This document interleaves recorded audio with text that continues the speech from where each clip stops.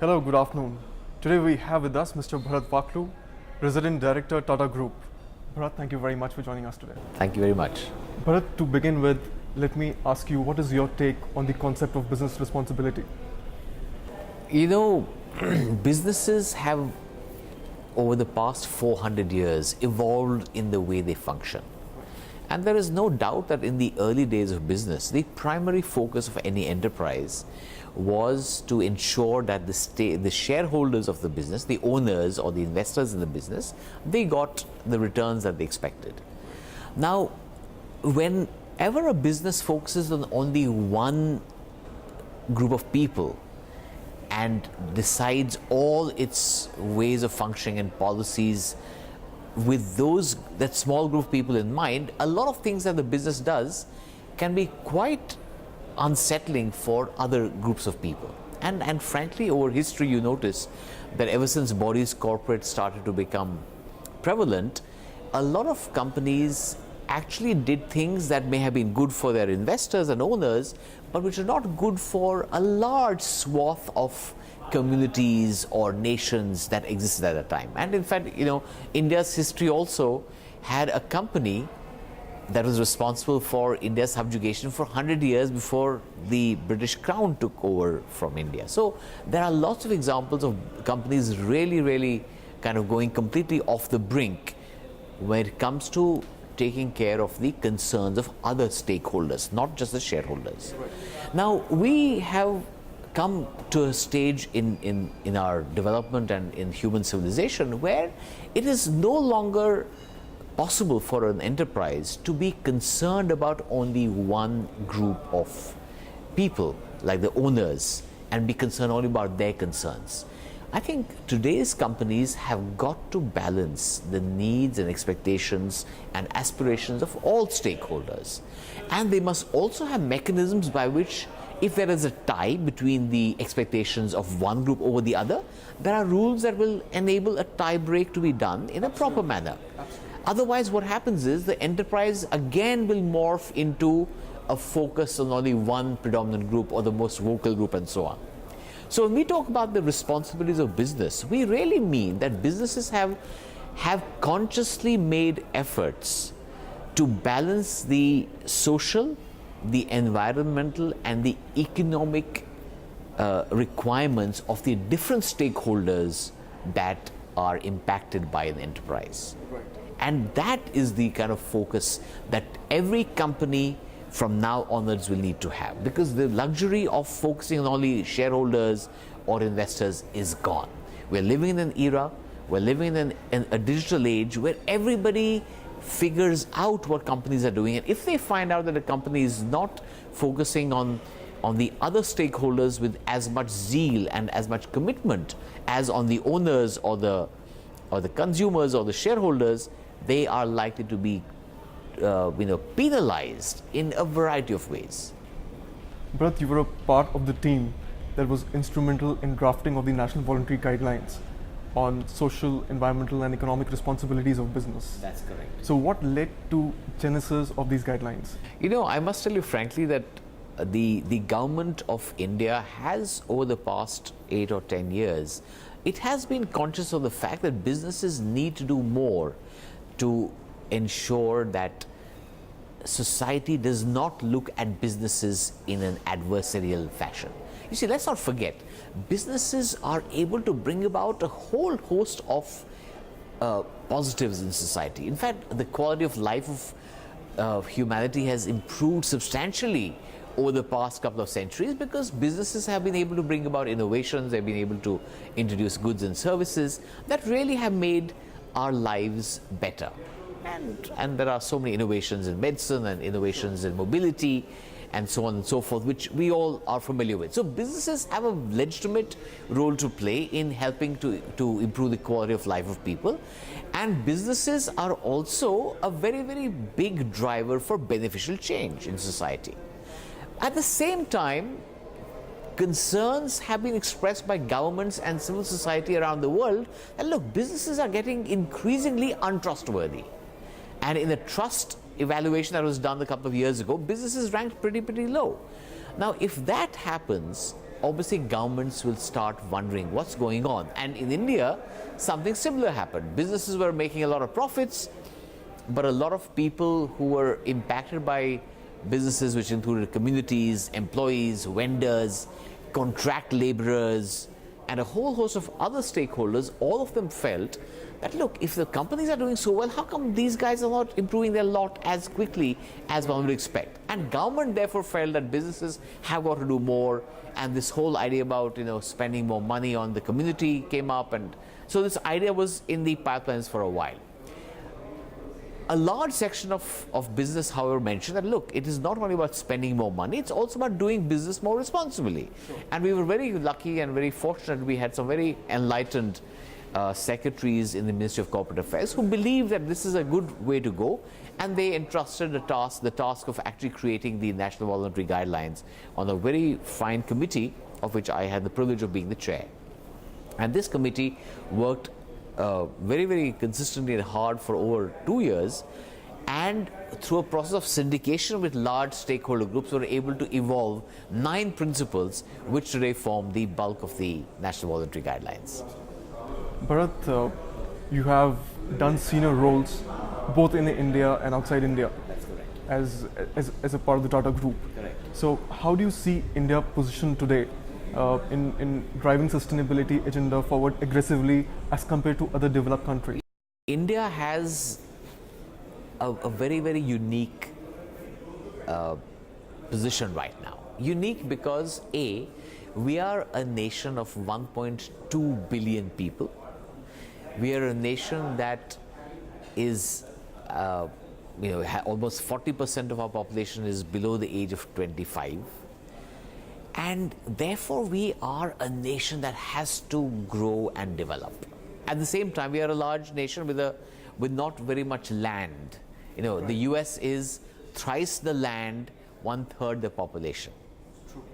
India is 3 times the population of America with 1/3 the land. So it kind of puts its own, it puts problems in a very, very stark perspective. So as far as India is concerned, India has no option. Indian businesses have no option but to do businesses in a responsible manner. So I do believe that if businesses understand that this is not merely a luxury but a critical imperative for our nation, we could become the bellwether, the pioneer that actually spreads this message across the globe, because we would have done it in India. We are doing it in India. We have to do it in India. So to that extent, we can be the bellwether for the globe in sustainability if we get our act right. And as far as we are concerned, we have no option but to get it right, because the pressures of society, of a demographic dividend, of youth, of a digitally savvy group, as well as of a nation that has extremes of both riches and poverty, this requires us to take care of the social, environmental and economic responsibilities of the enterprise across all companies and sizes of companies. Talking about sustainability, one of the most important stakeholders for any business, for any organization, they're the employees themselves. And in your career, how have you seen the aspirations of the young people change? What is it that the young workforce today is looking for or looking forward to at their workplace? When I joined the Tata Group, and I've been with the Tata Group for most of my 31 years as an executive, the Tata Group thankfully has always been very, very progressive in its dealings with employees and so on. And the Tata Group did create an ambience where people were taken in, and if they worked hard and sensibly and with integrity, they were guaranteed a growth path. Now, that was what was the situation when I joined, and that was almost 30 years ago. Today's youngsters don't have the patience. So they want things quickly. And therefore, companies have got to understand that if they can't promote them, they have got to give them more and more responsibility in the shortest possible time. Absolutely. When I was a young executive, people could allow me or my colleagues to be given a very, very ordinary job for a few months, and we weren't okay with it, but we would carry on with it. Today, you can't do that. A bright young person would like to be given responsibility with authority, and be accountable for some important part of the corporation's functioning in the shortest possible time. And that's a wonderful thing. That's how you actually engage these people. That's how you invite them to be part of the growth of an enterprise. So that's one significant change. The second change is, if an employee does not think that the conditions inside the enterprise are conducive to growth and conducive to ethics and conducive to integrity, you can be sure that they may not crib about it inside the company, but they will use the digital media to tell the whole world about it. So today you have a situation where if we had a problem, we'd go to the HR director and say, hey, this isn't working. Today's generation doesn't have the patience. If the HR director doesn't give them time, internet, social websites, the world knows about it. The world will know about it. And then the HR director will be bombarded with questions by his board members saying, hey, what's this that we're hearing about on Facebook or on MySpace or on Twitter? That's what's going to happen. So I think youngsters don't have the patience anymore, which is also good in a way, but the digital age has given them a tremendous weapon to publicize what isn't going well. Now that's also a good thing from the business responsibility perspective. That's a wonderful thing. If there's a company not doing well, or if there's a glaring lapse somewhere, the whistleblower will immediately tweet what's happening in the company to thousands of people and the courts of law. So today's executives and companies have to be very, very smart and watchful to be and transparent in what they do so that these things don't happen. Absolutely. Today also what a lot of young employees look forward to is autonomy and purpose. Absolutely. At workplace. Very true. And Purpose, how are you walking the talk at Tata Group? Well, at the Tata Group, fortunately, we've always had good leaders who have believed that, people have to be engaged. But I do believe that even the Tata Group can do much more. It's not as if we are the acme of this capability. I think there are many other companies in India, and both small and big, which have demonstrated that it's possible to engage people, to create a purpose, to give them a fulfilling role, and to give them a growth path which they feel satisfied by. You've also spoken about the importance to create a spiritual ambience. A lot of organizations, what is your take on that? Well, you see, when we talk about the responsibilities of business, I really have gone one step further. Apart from broadly saying that we must create, be socially, environmentally, and economically responsible, that's obviously important. But I think going a step further, I'm saying that there have got to be 4 pillars which every business has to uphold for the sake of sustainability and sustainable development and for its own longevity. Sure. And to prevent any social unrest adversely impacting it. So one of the pillars is environmental sustainability. You cannot run your business if you denude forests, if you prevent the earth's ability to rejuvenate itself, if you pollute aquifers, if you draw too much water and don't replenish it with rainwater harvesting. So environmental sustainability is pillar number 1. Pillar number 2 is social justice. You cannot create companies that become islands of opulence for a small group of people. There has got to be a socially just and equitable environment that's created where businesses not only create wealth but also spread it uniformly and include people who may have been underprivileged, include women, include scheduled castes and scheduled tribes, make sure that they contribute to a just and equitable society. And that's the second pillar. The third pillar is, after all, we as human beings need food and material things for our body, but what about our spirit? We aren't only just a body, we have a spirit as well. What is it that actually nurtures the spirit? The spirit is nurtured by love, by forgiveness, by compassion, by respect, by dignity. And these things are the spiritual aspects which contribute to human wellness.